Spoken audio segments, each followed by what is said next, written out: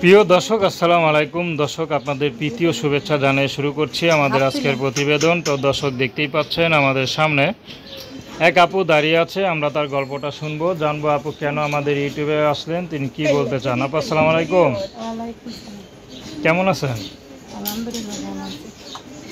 আপু, আপনার নাম কি? আমার নাম পায়েল। খুব সুন্দর নাম। পায়েল আপুর বয়স কত হবে? 30 হবে না, 25। 25। আচ্ছা, বিশেষ তো করছেন মনে হয়। তো সংসার জীবন কেমন কাটতেছে বলেন?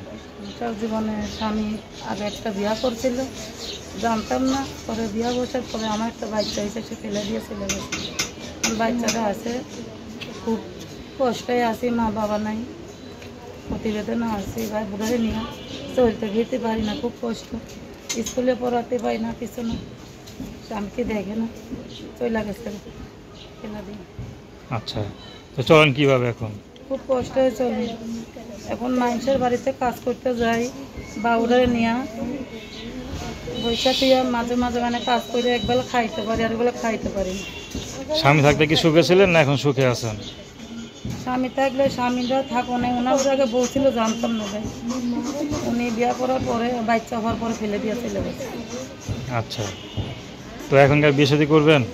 এখন যদি আমার বাচ্চার দায়িত্ব নেয়, ভালো একটা মনের মতো মানুষ পাই, তাইলে আমার বাচ্চার দায়িত্ব নেয় আমার লেয়, তাহলে বিয়া শাদি বুঝি।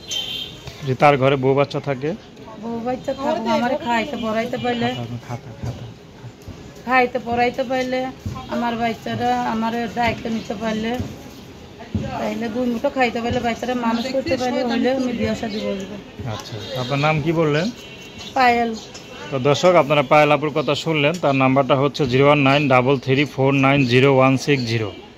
আমি নাম্বারটা আবারও বলছি, 01933490160।